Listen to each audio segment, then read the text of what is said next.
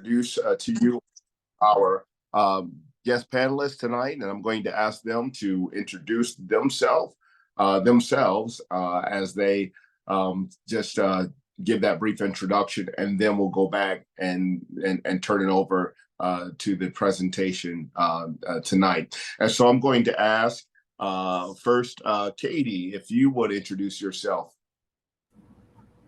Hi, good evening, everybody. Thank y'all for having us here. I am Katie Evans. I am the Greater New Orleans Human Trafficking Task Force Coordinator. I will explain a little bit more about our task force when we get into our presentation, but a little bit about me. I am now the coordinator, relatively new to that role. It's been an experience and definitely nice connecting with everybody in the city of New Orleans. My former background is in law enforcement, so that's kind of where I come from. I did investigations for about 8 years. So that is me, and I guess I'll pass it off to Sheri if you want to introduce yourself next. Hello, good evening, everybody. I hope you can hear me. I'm Sheri Combs. I'm the Director of Community and Youth Engagement at Covenant House of New Orleans. That's a youth homeless shelter that sits right outside the French Quarter. I have worked here for over 13 years. I oversee our Special Populations Department, which is inclusive of victims of human trafficking, domestic violence, and sexual assault. And Sydney? Hi, everyone. I'm Sydney Houlemard. I am the project manager at the DA's office here in Orleans for the Special Victims Unit. I am also fairly new to human trafficking. I've been at the office for about 10 years, about 2 years, but this is my first time working in this, but my background is psychology and forensics. All right, thank you. I'm going to turn it over to you all for your presentation, but I'm going to just ask real quick for clarification, and you may cover this in your presentation, I'm not sure, but is it more appropriate to title this as human trafficking and not often what we hear as sex trafficking? I would say yes. So we're doing like a basic human trafficking 101, right? And it's important for us to do presentations like this that we offer to anybody in the community on behalf of the task force. But it's important when we talk about the topic of human trafficking that we realize it's not just sex trafficking. It also encompasses labor trafficking. And sometimes survivors can experience both. So it's important to talk about both sides, and we will talk about both sides of our presentation. Very good. I just wanted to clear that up. Thank you so much. Yes. Also, too, I have invited Deacon Terrell Broussard, who we're working together with in preparation for a presentation to City Council at the Criminal Justice Committee on May 28th. I don't know if he is present here or not. Deacon, are you here? Yep. Yes, I am. All right. Deacon Broussard, welcome to you as well, too. You are an important piece in the work that's being done. And can you just introduce yourself? Yeah, my name is Terrell Broussard, Deacon Terrell Broussard. I also go by titles such as Honorable. Anyway, yeah, I'm an attorney for 50 years. Had a practice and still practicing, doing work as a mediator, and sat on the Fourth Circuit Court of Appeals for a period of time, and got involved with the Sisters of the Holy Family as the human trafficking events unfolded on Chef Highway. And we did some things and did some community organizing, and interested in doing some research to find a way to make this more visible as a matter of health and safety, as opposed to the other ways that we are treating it now. All right. Thank you, Deacon. Appreciate the work that you're doing. Of course, it's been a pleasure for me to work on that with you. And we're going to have you jump in and tell more about that after we have the task force present. So thanks for joining us tonight. Okay, I'm going to turn it over back to you, Katie, and just share with the attendees tonight your presentation, if you would, please. Perfect. Okay, so I'm going to share my screen with you guys. Give me 1 second to get that set up.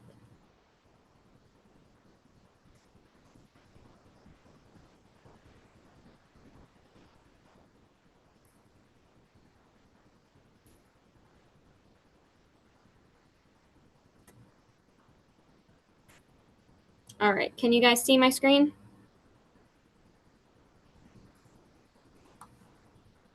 Yes, we can. Yes, yes. Okay, perfect. Well, I won't be able to see you guys while this is turned on because I want to make sure that you guys can see the whole presentation here. But I will get us started, and then I'm going to pass it off to Sydney and Sheri, and we'll kind of be going back and forth throughout the presentation. So I mentioned earlier, I am the task force coordinator for the Greater New Orleans Human Trafficking Task Force. Some of you guys may have heard of us before, but we are part of what's called an enhanced collaborative model through the Department of Justice Office of Victims of Crime. So with that, that basically means that we have a lead law enforcement provider and a lead victim service provider that work together to collaborate to ensure that we have the most comprehensive network of providers in the New Orleans area for survivors that we might come into contact with.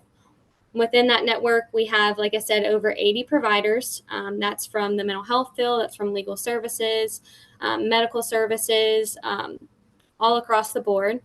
And us being able to have that really in-depth, comprehensive network, and we still add partners regularly, helps us so that if we do have a victim service provider or even law enforcement that come into contact with the survivor, they're able to ensure that all of that survivor's needs are met in that immediate moment and what they need. They'll be connected to resources from different service providers that we work with, and law enforcement as well if they choose to work with law enforcement. We do work with both adult and juvenile survivors. I think that's important to note because a lot of times I think that there's more focus on one over the other. We also work with male and female clients. We see both sides there as well. And when we're talking about kind of when the task force started and where it comes from, we started in 2015. I was not around yet at that point. I think Ms. Sheri's on here as well. She's been around the entire time. We started with a new or a different law enforcement entity, and that was Jefferson Parish Sheriff's Office. And they were up with us until 2021 when we got the Orleans DA's office. So that is who our lead law enforcement partner is right now, and our lead victim service provider is Covenant House New Orleans. So that is just a little bit background about the task force so you guys can get an understanding there. We also have a website that's got a little bit more in-depth information about the task force. It's NOLAtrafficking.org. So if you guys want to read some more particulars, that's a good spot to check that out.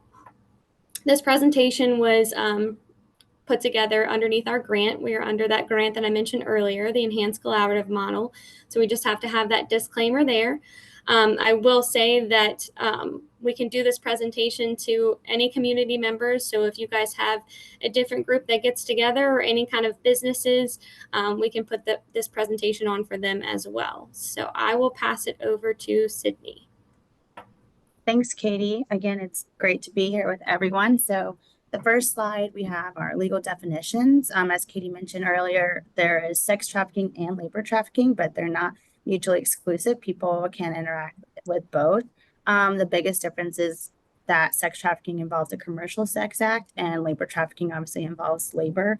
A fun fact with our unit and with the help of Katie, we are working to get the Louisiana statute for sex trafficking to be changed slightly because the definition of commercial sex act is a little bit confusing and jurors don't necessarily understand what that means. So we're working on getting that changed due to a case that we just recently had. So I think that'll be helpful moving forward. But yeah, they both involved recruitment, harboring, and transportation. I think it's also important to remember that it doesn't have to be across state lines. It can be within the state, within the city.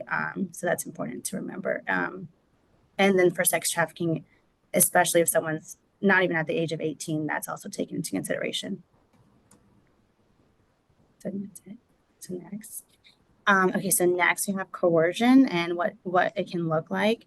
It can be threats of serious harm to or physical restraint against any person. It can also be a scheme, a plan, or a pattern intended to cause a person to believe that failure to perform an act would result in serious harm. Also, the abuse or threatened abuse of the law or legal process. I can say 2 examples that we've had in our unit involved 2 girls who were victims of sex trafficking, and they were targeted based off of something you'll see later on, but like their vulnerabilities of needing money and also being promised certain things from their trafficker that at the time they didn't think that it was a bad thing. They thought that this person loved them and actually cared for them and was going to help them provide certain things. So they were coerced into doing that act by those ways. And we'll learn more about that later in the PowerPoint.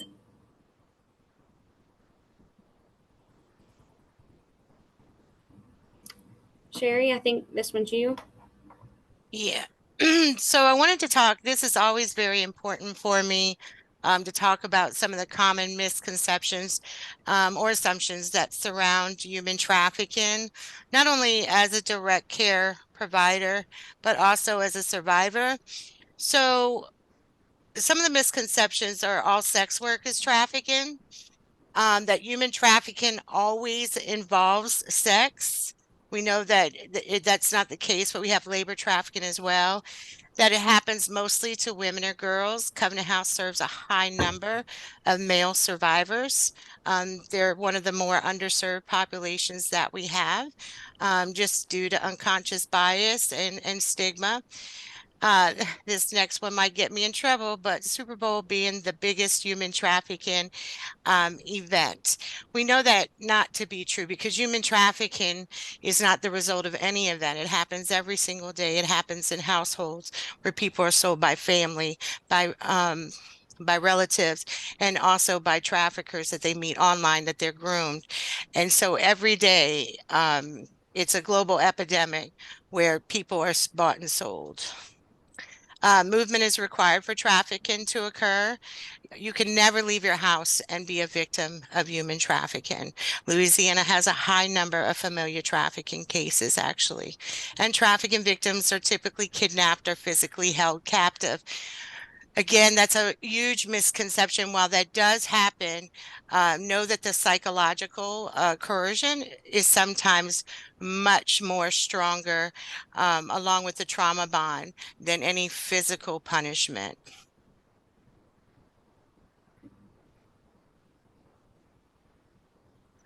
And so what we do know is that this is a $150 billion industry every year.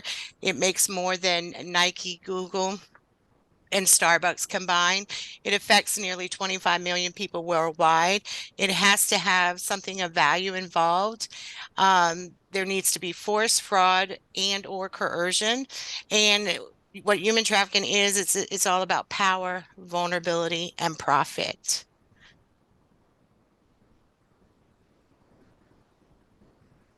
And so when we talk about grooming, the easiest way that I can tell people, use as an example, would be think of a child predator and that time period that that child predator spends with that child, trying to befriend them and connect with them and gain their trust and isolate them and dominate them before they ever prey on that child physically. And it's the same with human trafficking. It's building a trust and relationship in order to exploit them, especially for non-consensual sexual activity, and making someone ready for a specific objective. So we often see many false promises of a better life, a better job, love bombing. You know, you may meet somebody and 2 days later, that person's already expressing, I love you, buying you expensive gifts, fulfilling, vulnerabilities that may be there. And most importantly, though, the grooming process many times has what we call a recruiter that's involved. And that recruiter being involved, I'm sorry, y'all, that's my right outside my window. But a recruiter is used to kind of what I consider help somebody take down the wall, so to speak, right? A recruiter is usually a female. Recruiter is usually a victim or victimizing.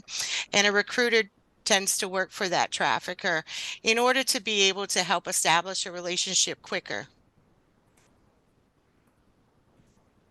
Okay.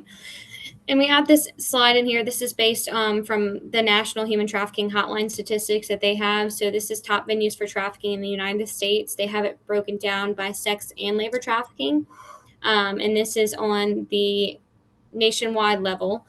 So sex trafficking, the pornography industry, illicit massage and spas, hotel, motel based. And on the labor trafficking side, domestic work, agriculture, farms, and construction. And now we have it broken down into Louisiana. So this is specific to Louisiana, what those cases look like. Sex trafficking, number 1, hotel motel based, number 2, pornography, and number 3, residence based commercial sex. For labor trafficking, agriculture and farms, begging rings, and restaurant/food service.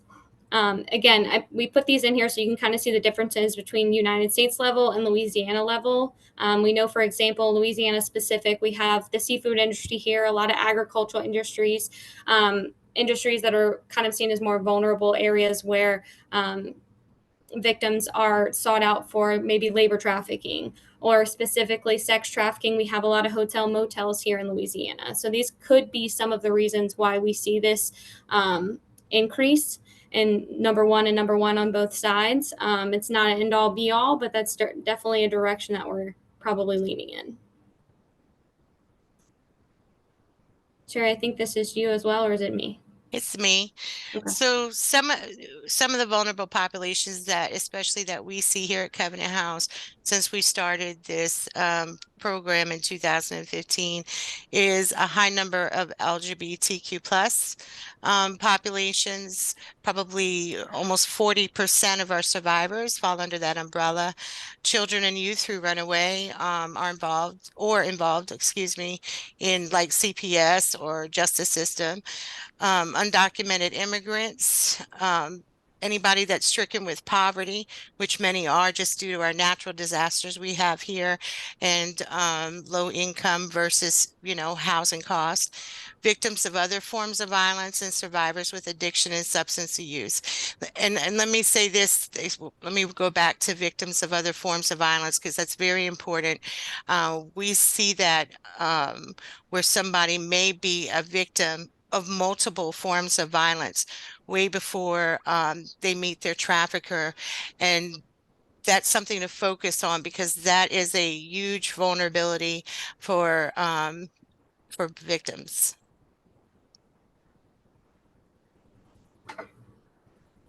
And that kind of ties over into the intersectionalities. Sheri, I don't know if you wanted to touch more on this with your last slide or.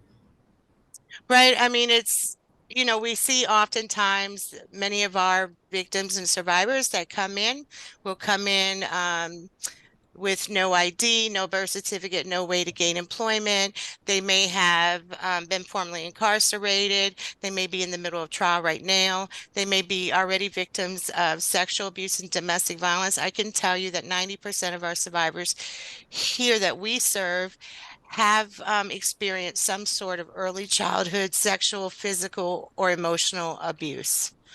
And I have to believe that plays a huge role in the victimization later on. We also know that a vulnerable population is our foster care children. Not only because of the instability that's within the foster care placement, but also many find themselves homeless on their 18th birthday.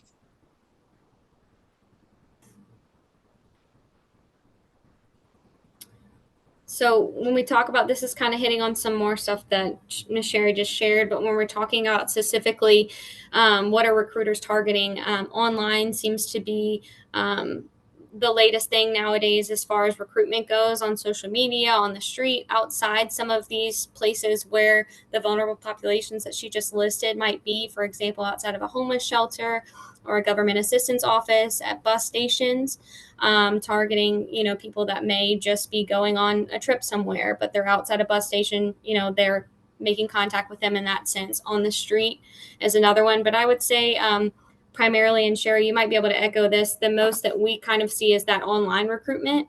That's the feedback we get from our partners, whether that's victim service providers that are able to get that data, or that data is willingly shared with them, or if it's law enforcement and what law enforcement is finding on their end. One of the biggest trends is social media and the introduction, and that's where that grooming process generally starts.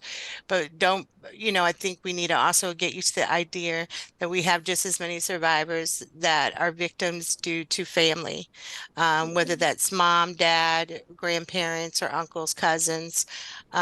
We have just as many that are being sold by people they know. And just to piggyback off of that, we definitely have seen cases come in where social media, like they said, is definitely a presence. Like sextortion is becoming popular, especially for young boys between the ages of 14 and 18. And also we have cases where people have met people on Bourbon Street, and that's how they get into that as well. So. Absolutely. Thank y'all for adding to that. And, I would agree. It's important to recognize the other avenues that we have too. And Sheri brought up a great point that a lot of people don't want to think that familial trafficking is a thing, or they're not familiar with the term. So I'm glad she brought that up as well, because that is a trend that we do see.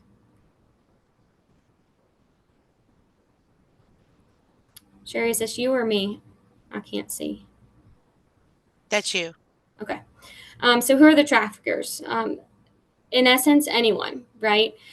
These are some common, or I hate to say common, but some examples of what you could see. Again, brothel and fake massage business owners and managers, employers of domestic servants, gangs and criminal networks, growers and crew leaders in agriculture, intimate partners and family members, labor brokers, factory owners and corporations, pimps, small business owners and managers.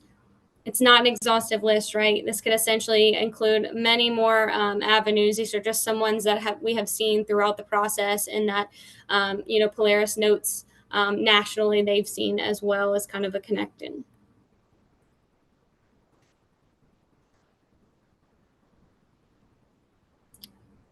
I think this is me as well. So kind of a background on the task force and getting some feedback from survivors whenever they come into contact with victim service providers.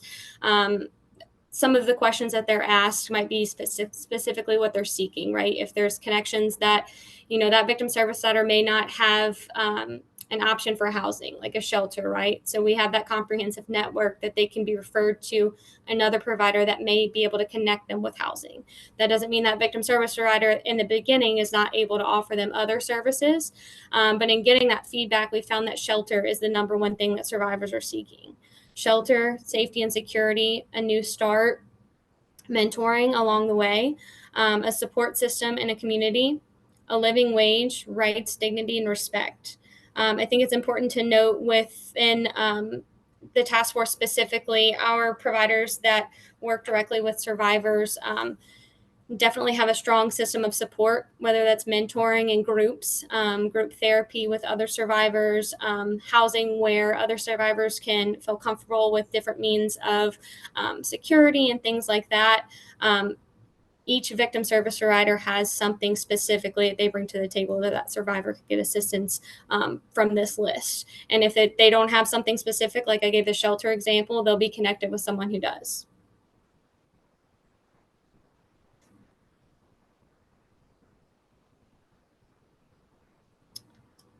I don't know which one of us had this one. Can y'all see? Katie, it's you. Okay. So this was another slide that we added in there. When we talk about the different kind of facets where you could be exposed to a survivor and not even know it, somebody that's working with a survivor and coming into contact with a survivor should be aware of many different things, but to list a few here, different triggers like sights, sounds, smells associated with any kind of past trauma that have caused any kind of in the moment responses, emotional hyperarousal, disassociation and or numbing / flooding, inability to think clearly or respond effectively to stressful situations, overwhelming emotions or lack of awareness of emotions, and triggers can lead to self-harm, disassociation, or disengagement. I think it's important to note too, within a task force specifically, we try to focus on trainings for kind of that the trauma-informed approach. We like to think of ourselves as victim-centered and trauma-informed, right? That's the goal of our ECM model and what we strive for. We really try to add in trainings when it's surrounding the survivor themselves, having that specific trauma-informed approach, so that whether it's somebody from law enforcement, the prosecutor side, victim service provider side, whoever's coming into contact, can consider these things that we're mentioning here and really understand kind of that neurobiology and that background of that survivor, maybe why the survivor may not be acting in the way that they would think they would be acting in a situation, or why they can't recall certain memories. There's a lot of different things that they can consider there, and that's why we try to educate as much as possible within the task force. So we added this slide in here as well. If you guys want to take a picture of it, feel free to. This is just the National Human Trafficking Hotline number. Obviously for minors, I don't know if I still have that slide in here. For minors, you would contact DCFS in Louisiana, and they have an option specifically for that. Here is our contact information. Feel free to take a screenshot or a photo of that as well. Sheri or Sydney, do y'all have anything else that y'all want to add before we turn it over for different questions? Just that the National Human Trafficking Hotline has a website too that Katie mentioned on the previous slide. They have a website where you can find other resources, statistics, safety planning things like that. Thank you. All right. Well, I will stop sharing my slide so I can see you guys because I couldn't see you this whole time. Thank you so much. That was an excellent presentation. I just, want to kick this off, and then let me do this because I know Deacon Broussard is going to share some things, and then I'm just going to ask some questions, and then at 6 o'clock we're gonna, or maybe a little bit before then, we'll open it up to some questions from those in attendance tonight. So Deacon, you are working on some things as well too, and certain and members of this group are as well too. Can you just tell us a little bit about what you're working on?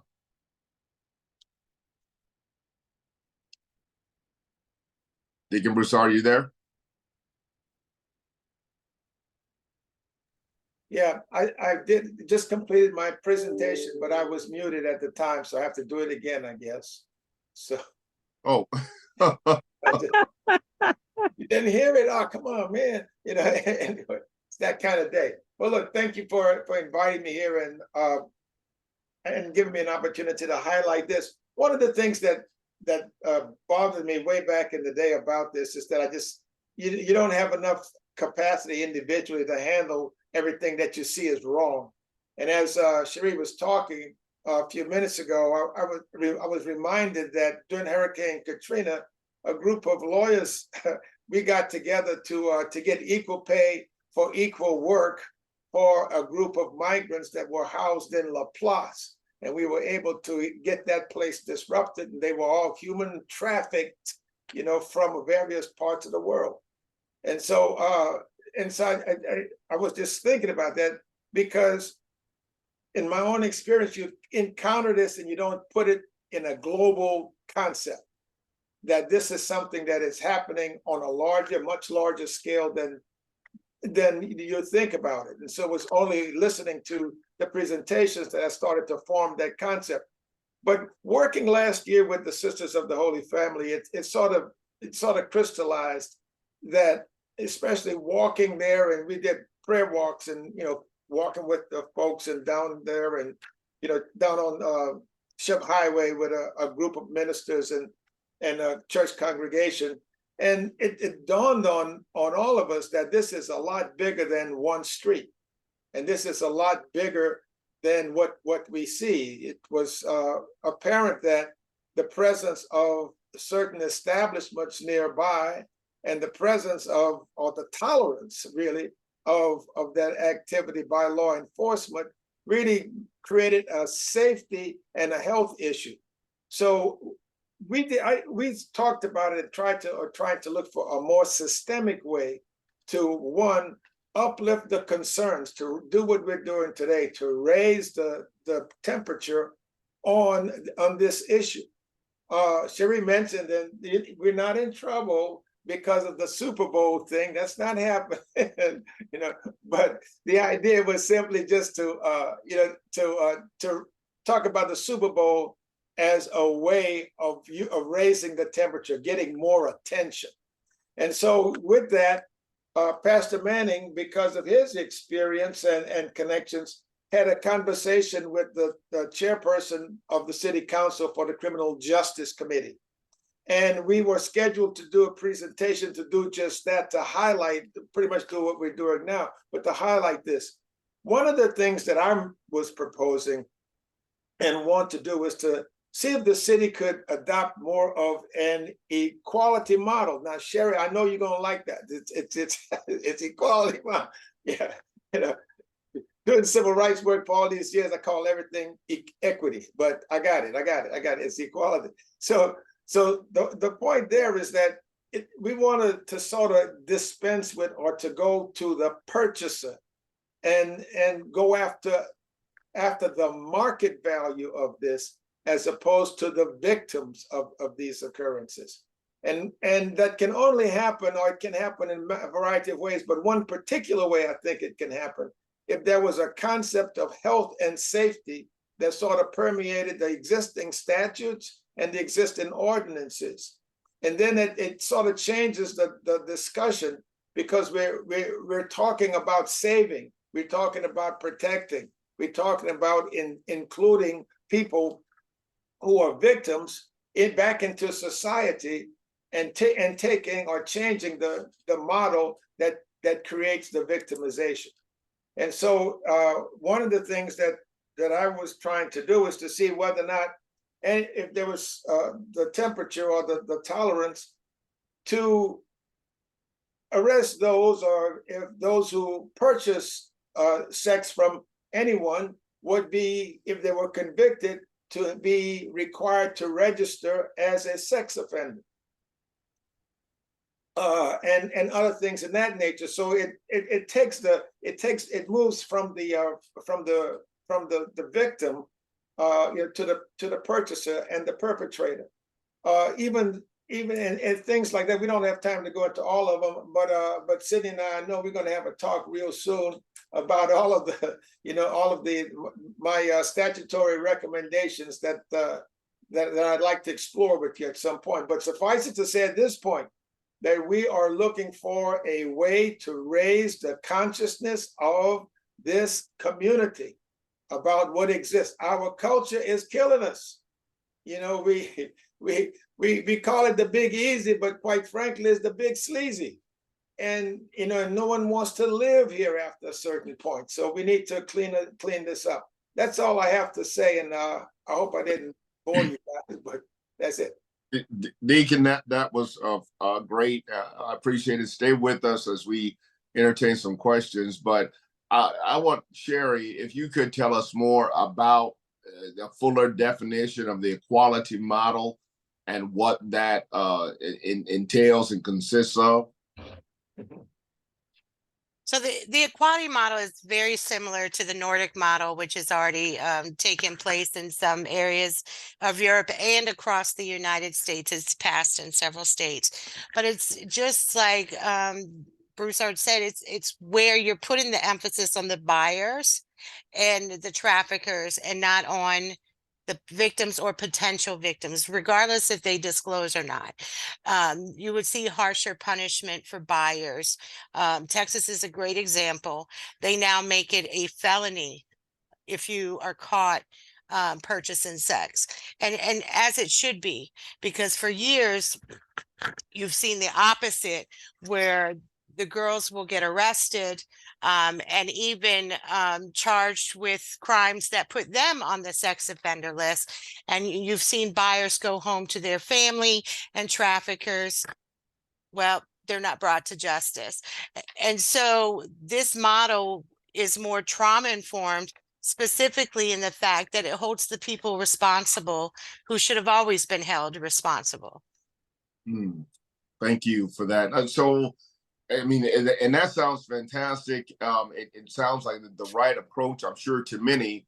What is the barrier to Louisiana adopting such a model, and how close would we be to it? And where does it start? Does it start with the city council? Does it start with the district attorney's office? Where does it start to do as Texas has done? We're not about to pick on Sydney here. That is not. This is at a much. It's a legislation piece, as it should be, and it should come from Baton Rouge. It should come from our state capital. Louisiana is, I think, actually, since the former governor, and his wife Donna Edwards, they were very passionate about doing work around human trafficking, and they did pass several laws that would align with that equality model. But we we obviously could take it a step further.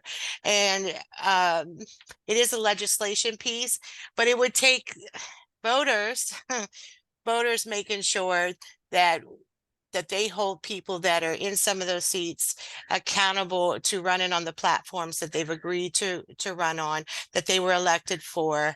I think the only reservation is that people mistake this model for the legalization of prostitution, and that is not the case. It's about connecting people to resources that need resources, closing the gaps on that, and but putting that emphasis again back on those buyers and traffickers. So in Yeah. turn, I just want us to, I'm sorry, somebody else going to jump in there? Oh, I was going to say something really quick if that was okay. Please. Yeah, child trafficking does require registration, and most sex crimes against children requires a registration. And I know in our office, we're trying to focus on doing place-based investigations where we can shut down places instead of, going after a trafficker. It's like shutting down a whole place where we know certain things are happening, like motels.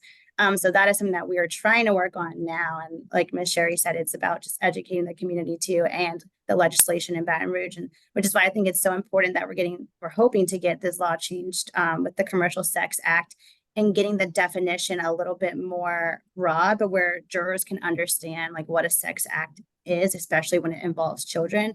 And I think that could help too with, getting the registration and going after those certain places where we know things are happening. And that's, I guess, what I like about the equality model. It just doesn't focus on the child.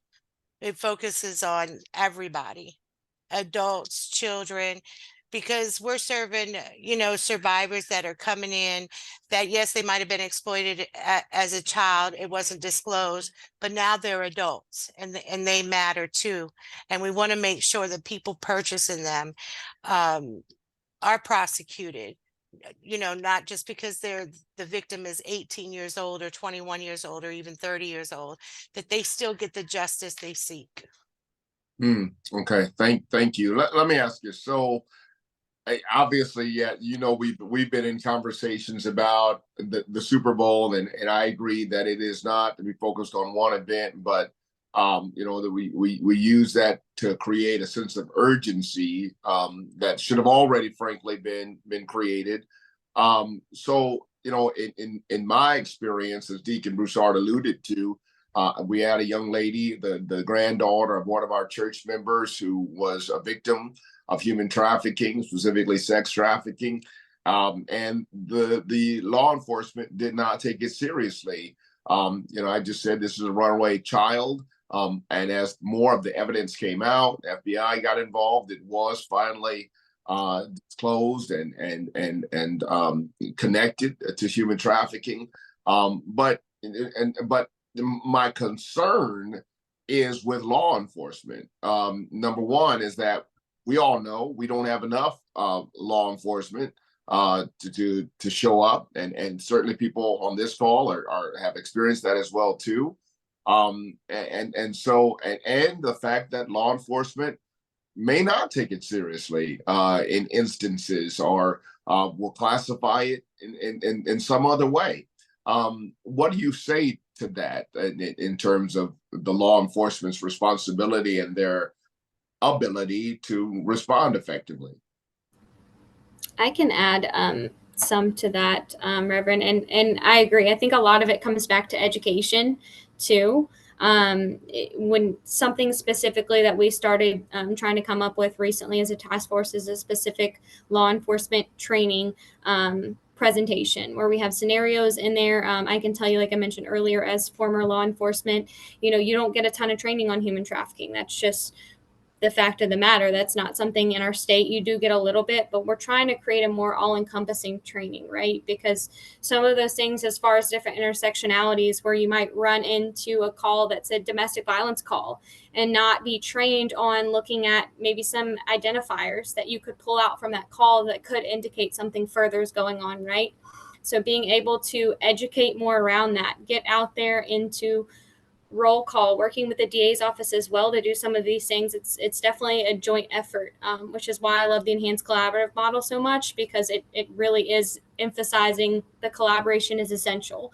But getting out there and actually doing the education, and I can't speak for obviously what happened in that situation, but I do think that the education piece is very important there, and explaining some kind of back to the trauma informed approaches, some of that kind of neurobiology of the survivor. I think that law enforcement is not trained enough on that either, as far as particularly how a survivor, and that's for any kind of case, not just human trafficking, right? Specifically for any kind of traumatic event, how different survivors might respond to something. There's not enough training surrounding that. So really getting out there and educating as much as we can. We're really hoping to set the standard for the area down here in New Orleans.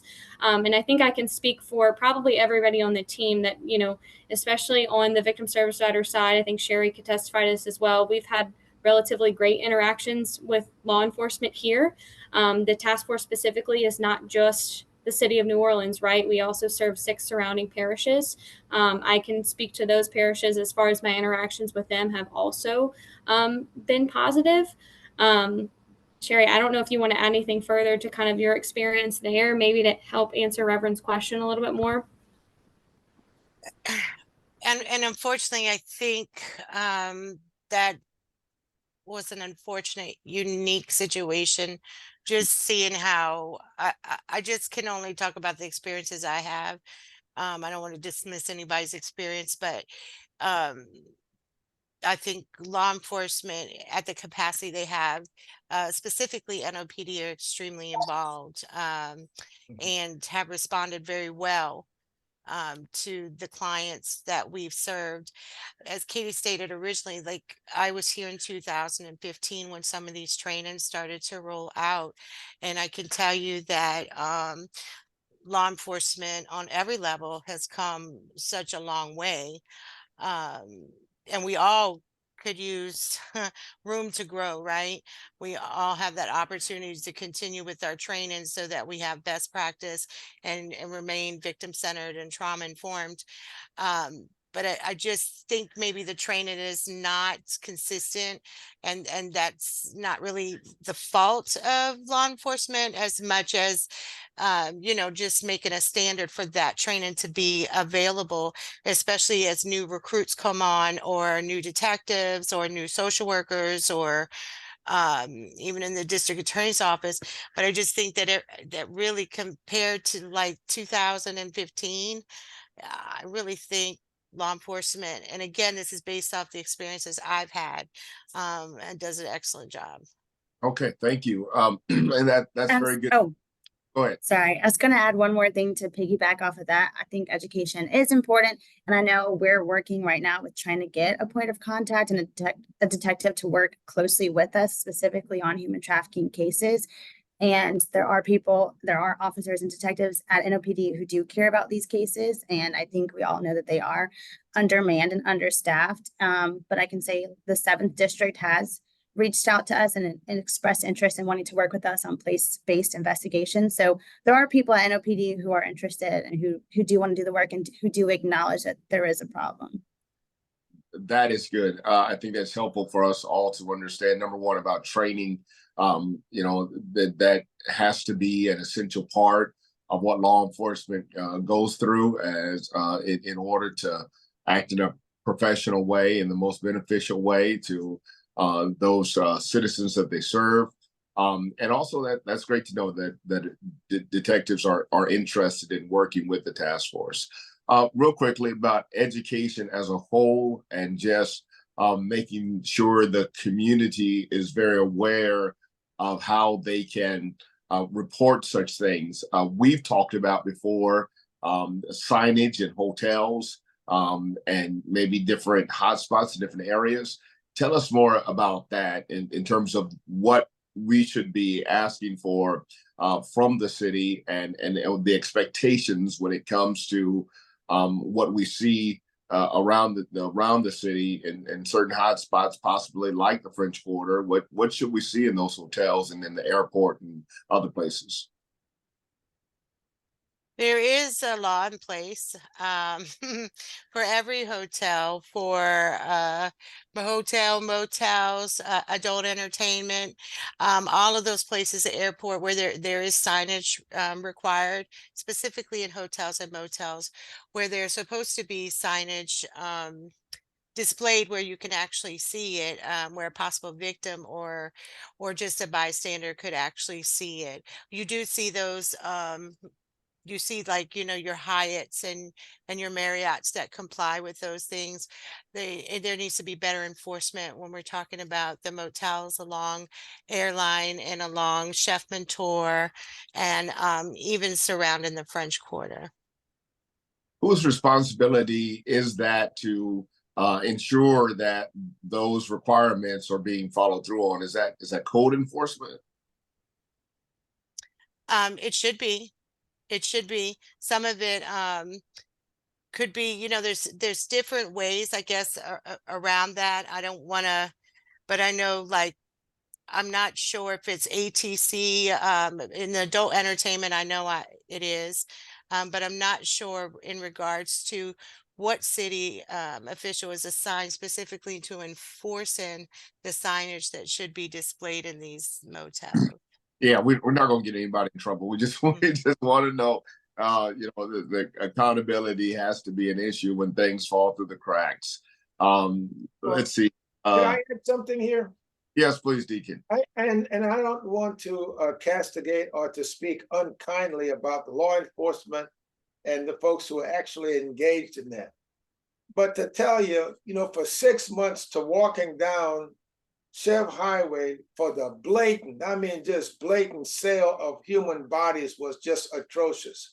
And I don't know, I guess they were blind, but looked like if they would just go to Popeyes down there, you might scare some of them off the street, but that didn't happen.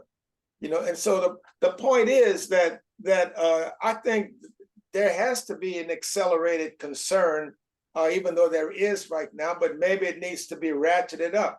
The 7th District has responded, and they have done pretty good, and they've coordinated with the state and federal offices as well. That's great.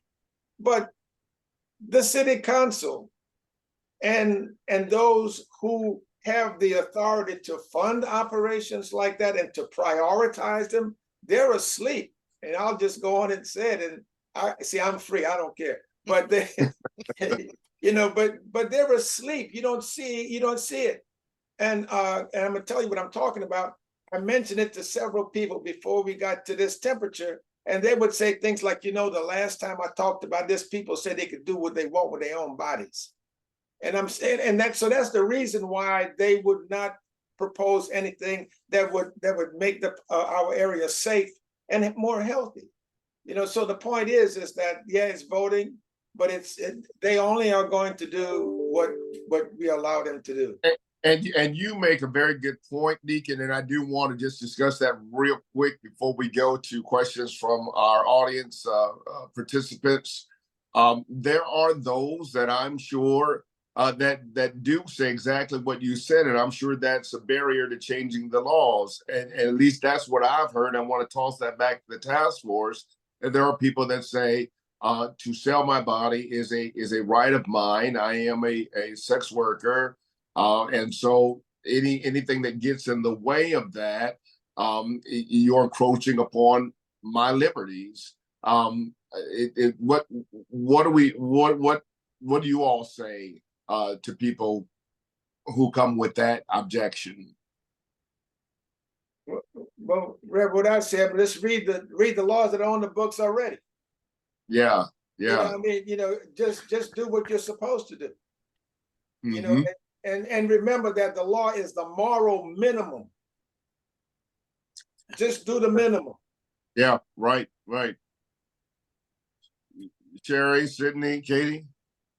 I'll say this, and I don't judge anybody for having to survive, like, in a city that we know struggles with connecting people to resources, stable housing, affordable housing, livable wages, right?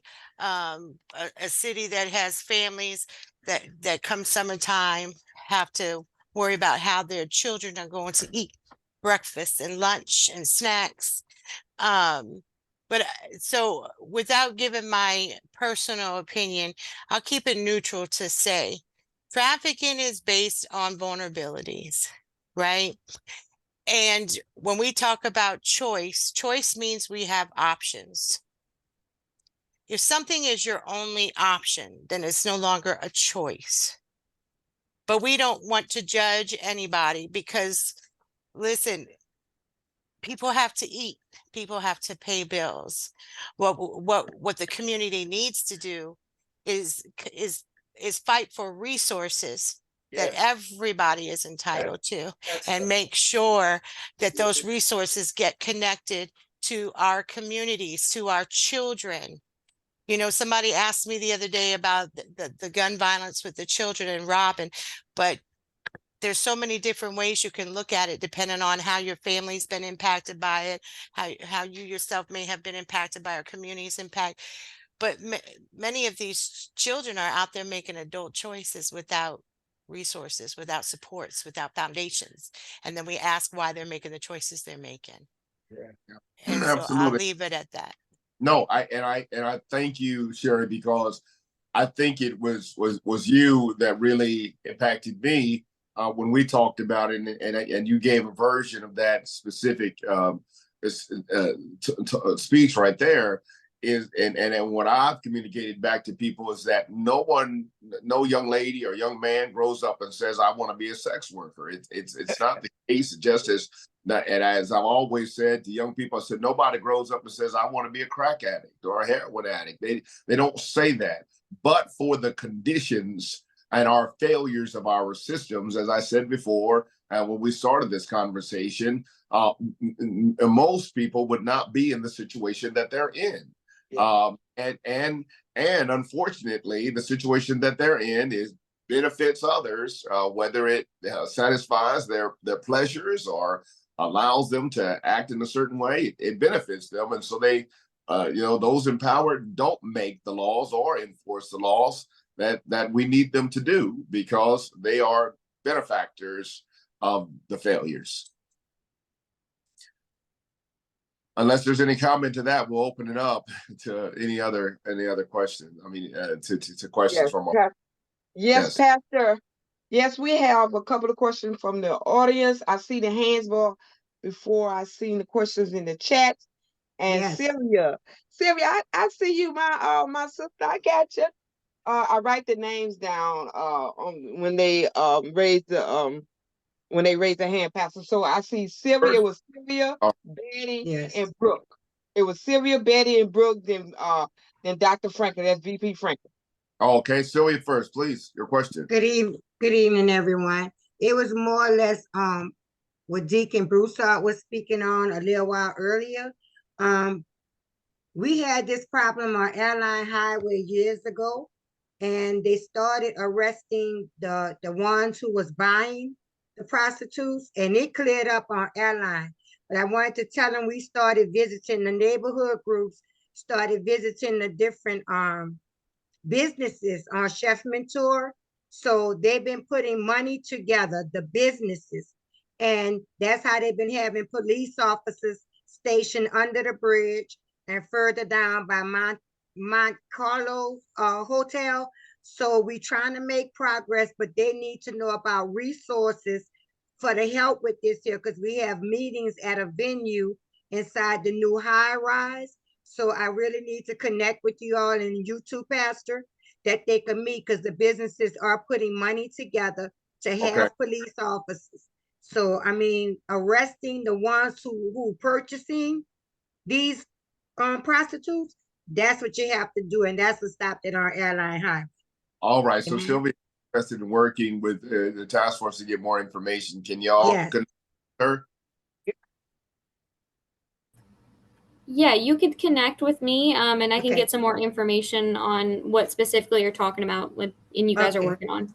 Okay, thank you, Katie. That question, Sylvia, because it makes me think and inquire. At I think on one instance, businesses may be in on it, in terms of maybe they're benefiting sometimes. In another instance, business owners may be aware of what's going on, but also may be placed in a place where they are fearful of informing the law enforcement as to what's going on. And I just want to ask that real quick. Do you see either of those instances taking place? And that's to the task force. Were there either Yes, fearful?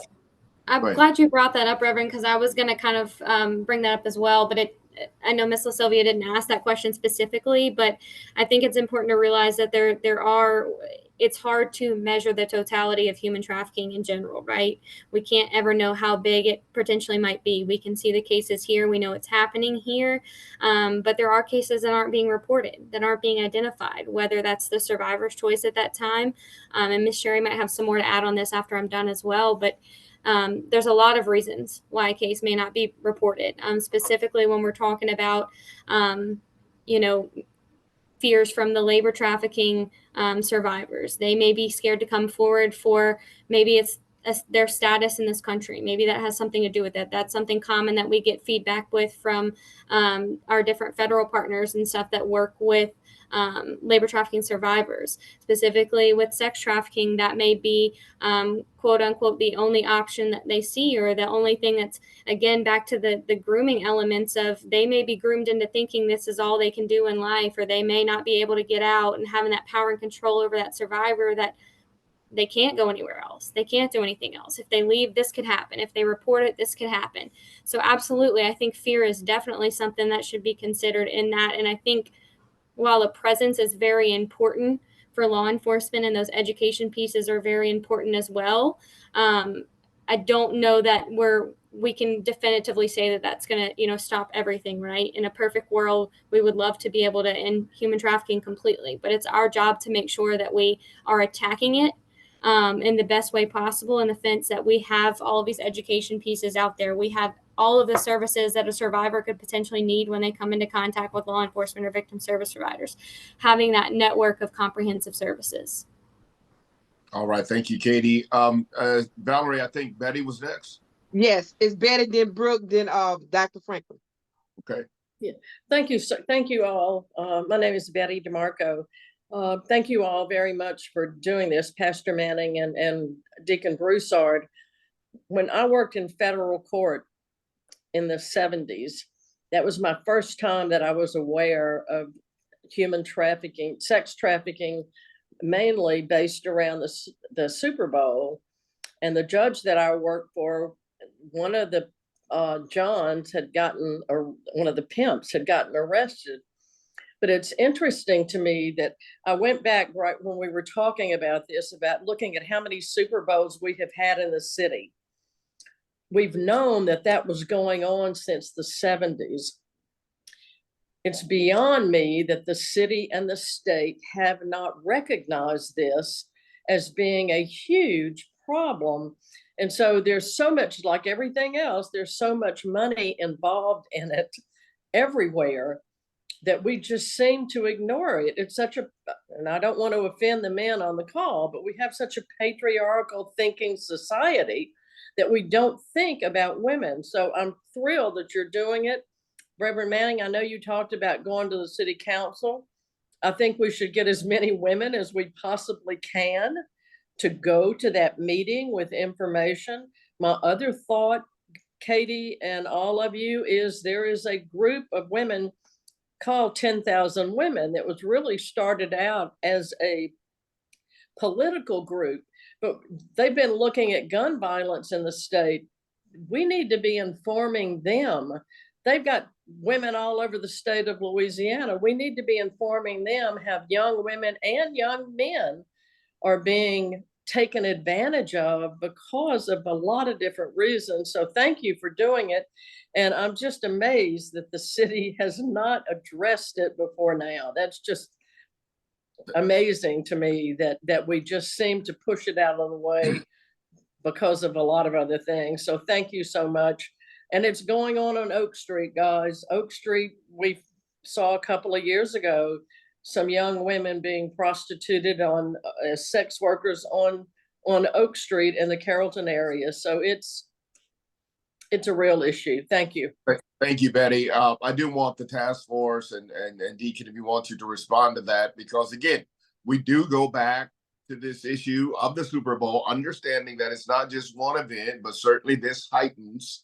It should heighten our awareness. It obviously is something that those who are part of the industry, if you will, are aware of as a big market. And I've heard that those who are in this industry of human trafficking are right now preparing for the Super Bowl in New Orleans. And am I not right about that? What do y'all say to Betty's comments?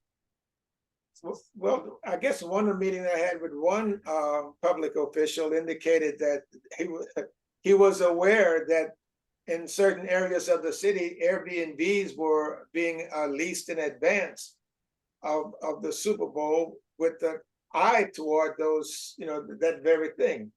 But one of the things that I really want to say is that it's a social justice issue. And the focus that, or the light that I would like to shine on this is the social characteristics of this problem. Sheri made such a good point, not condemning anyone for what they have to do, but the realization is the effect of what is done and how it affects society. We're all connected to this. And I think, the civil leadership ought to be able to connect with that as well. And that's where it starts. That's my opinion. Absolutely. Any members of the task force want to chime in? Yeah. I'm sorry, but I'm sorry, Deacon, what were you gonna say? I'm sorry, but I didn't want to step on anyone, but I have to drop off. I got a meeting that I have to start in 10 minutes. Understood. I know we talked about that earlier. Thank you for joining us, Deacon. I appreciate it. We'll talk soon. Okay. Good night, everyone. Thank you, Deacon. Task force. Yeah, I was just going to touch on, those are some really good points. And I know that with the task force, we're working with HSI to prepare for the Super Bowl. And so they're helping to provide training that we're going to also participate in to get ready for it. So we are getting ready for it, and preparing for that. So. Right. Thank you. Any other comments? Okay, we have a question by Brooke. That's want to remind you, Pastor Manny. Okay. Yeah, Brooke. Okay. I've got a couple of things. One is I haven't heard anyone talk about going into schools and talking to young people about their vulnerability on social media and how this could be kind of a preventative measure to go in and really talk to kids and say, okay, these are the signs that somebody's trying to groom you, et cetera, and get it going so the victim doesn't even become a victim, maybe, right? And there are plenty of other circumstances that they would still become a victim, but maybe that could prevent a few, And the other thing is, I love the idea that San Francisco has, which is not only are they doing what many people are doing, which is to prosecute the Johns, which are very different from pimps. Pimps are a totally different thing. Johns are just the men who or the receivers of the service, right? So what they do in San Francisco is they have a John school, and every man or woman, whoever, who is fined or is taken to task about what they've done has to go to several weeks of school and learn all about what trafficking does, what the fallout of it is, how it perpetuates, victims, how it, what it does to relationships to be doing this, all sorts of things. But I mean, it's a very complete kind of school, and they're doing this in San Francisco right now, which I thought was incredibly smart. Not only is it punitive in a way, but it also educates. So, it's a win, I would think, anyway. Thank you, Brooke. I love what, maybe we need to be in the schools just as we educated children about the drug epidemic and Yeah. consequences of taking drugs and with the DARE program and such. Can I jump in real yeah, quick, Reverend? please. So I know that the task force does a lot of presentations. So does Covenant House. We are in the schools. We're in private charters, schools. We do elementary schools. I often co-present with Crime Stoppers too, with their cybersecurity. And so we do a lot of awareness in the schools, all the way down to elementary school. I can't speak on the John School. Maybe Sydney can, but I thought at one time New Orleans had something similar to that. The problem is you have to actually arrest the buyers. Right. Get them to be able to go And to I would, John School. because I know when Deegan suggested that, I thought Louisiana is a hard state to prosecute the men or the people taking the service. Because there's a lot of, as I put in the chat, there's a lot of sort of good old boy, Yeah. and I have a right to do this kind of thing. So I think it must be very hard in Louisiana. And the education piece around it, just real quick, is that it's very important because we often see purchasers as harmless. But if human trafficking is force, fraud, or coercion, then every time that person is sold, that's rape. And rape is not harmless, right? And so every time they're forced to have sex, regardless if the buyer has knowledge or not, it's rape. It's not consensual. And so we have to keep that in mind, that they're not harmless. And there should be, laws built around that. Thank you. Anybody else? Yes, Either we have Pastor, we have Dr. Dr. Franklin, Dr. VP Franklin. He had two questions in the chat. I just wanted to see if Valerie, if Sydney or Katie wanted to jump in there. Okay, I'm sorry. That's I right. think Sydney was about to say something. Sydney, I'll let you go first. Yeah. Well, I was going to say, as far as I know, we do not have the John School, but it seems like that is something that would be great to implement, but like Ms. Sheri said, we gotta arrest those Johns first. So. Okay. Yeah, and All I right. would just echo on like the education piece. Like, we are in the schools, we are doing as much education as we can. And there are a lot of other local programs with different sheriff's offices around here that do specific to what you were talking about, Brooke.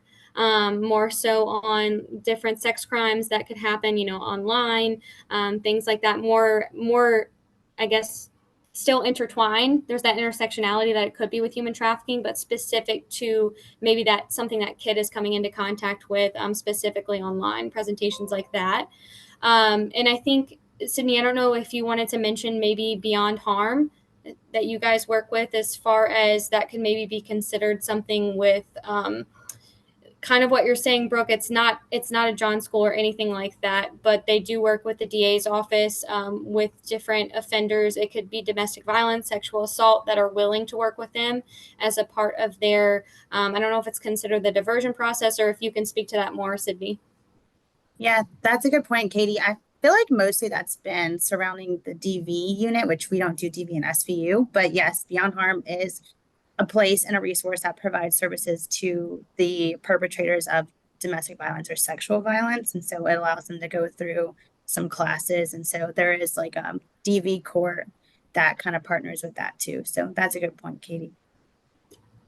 All right. Thank you all very much. Let's go to Dr. VP Franklin has a question. Yeah, my questions are in the chat. I was just asking, who funds these programs? Does the DA office, the district attorney's office, fund programs at Covenant House? Does it fund public community resources and programs and centers? And does the state fund them? That is what is needed. What funds are needed to improve or expand these programs for these victims of human trafficking? Well, I can Covenant speak House, to the. Go ahead. yeah, I was just going to say I could speak to the task force in general, but Ms. Sheri is going to be the one to speak more for the specifics and where the victim service providers or the law enforcement entities get further funding. But the task force as a whole, like I mentioned earlier, is the enhanced collaborative model, and it's funded by the Department of Justice, the Office for Victims of Crime. So that's a grant that's through the federal government, and that's what the task force runs under. And Ms. Sheri can speak to specifically victim service providers and Covenant House. Well, I can speak to Covenant House. I mean, we're a nonprofit. Most of this program, obviously, is funded through Department of Justice, but we heavily rely on donations from community, and we have some grants, but I think it's less than 10% of our funding comes from state grants, and the rest truly is donations and our fundraisers and other grants that we may have under runaway and homeless youth, things like that. But mainly we rely heavily on generosity. And I can say, well, I can't really speak to it too much, but the sheriff's office, they provide crime victims, like they provide the crime victims reparations program.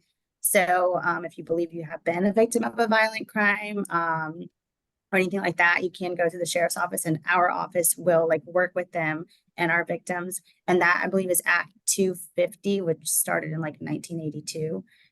So that is something as well. I'm not quite sure how it's funded, but I know it's to the state.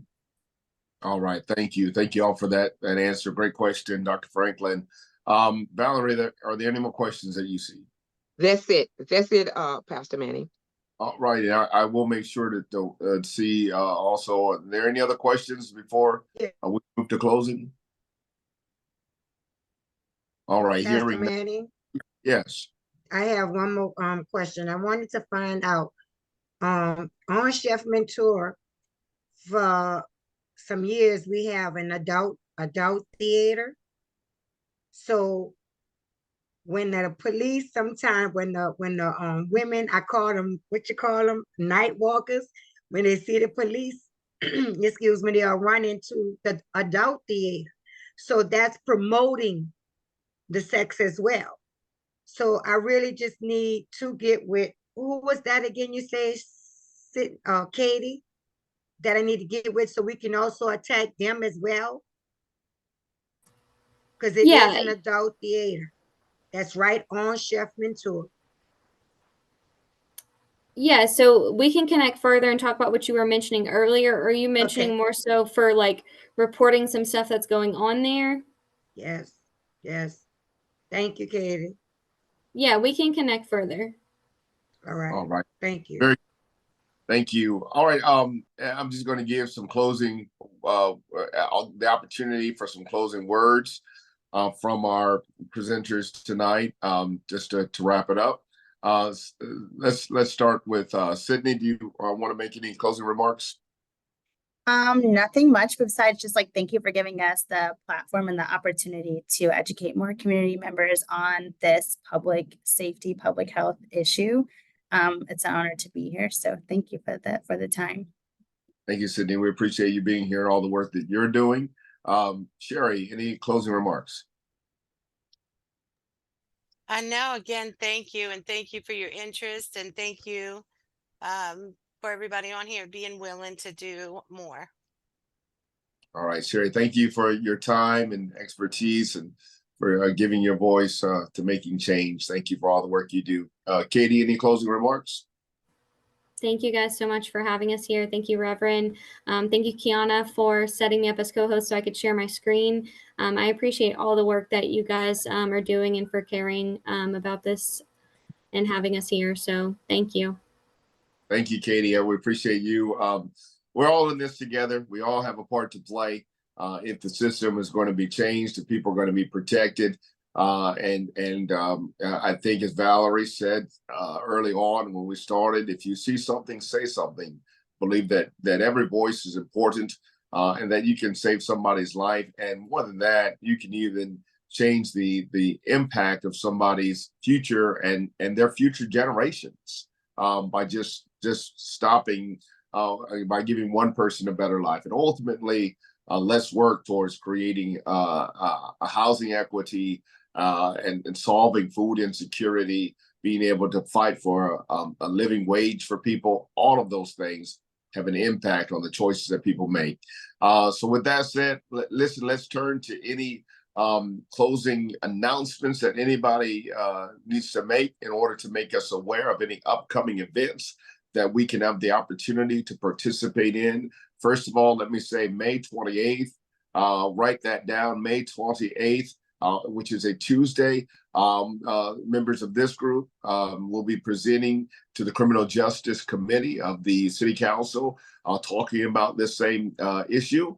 We would love for you to show up, and we want to get many people to show up as possible. You can make comments then as well to May 28th at 10 o'clock before the City Council Criminal Justice Committee. Any other announcements that anybody has? Yeah, any upcoming events? Yes, I just want to say that next week we're doing a forum on sewage and water on the sort of contentious relationship between our new governor and Sewage and Water Board, and whether New Orleans will be in charge of that. And the following week, we're doing one on unions, sort of with the same plan as looking at why people don't have the right to organize or may not have the right to organize soon. And our third in the series is one on the upcoming Constitutional Convention, the pros and cons of doing that. So keep an eye on our newsletter. Thank you. Thank you, Brooke. In short, all of these topics are critical that we educate ourselves on and be aware of and seek to move the needle on many of these issues. So show up and stay informed. Any other announcements? All right, hearing none. Again, thank you to our presenters. We're going to close in prayer at this time. God, I ask a blessing upon all those gathered here, that you would watch over them, keep them safe. God, we pray for every young woman and young man that feels that they have no choice. God, if any of us can be of help, if you place anyone in our path that is in danger, that needs help, God, help us to meet them with love, to meet them with compassion, to meet them with a level of understanding that does not blame them, but seeks to care for them and move them into a better place without judgment. God, let us not be people that condemn, but to seek to show compassion and grace to one another. This is indeed, we know, what makes our society a better place. So God, we thank you for those workers that are working on this issue, and God, help us all to know that we have a role to play. We ask all of this in the name of Almighty God and my Savior Jesus Christ. Amen. God bless you all. Thank you so much for showing up tonight. See you again next week. Amen. Good night, God all. bless Be safe. everybody. Good night, everybody. God bless. Amen.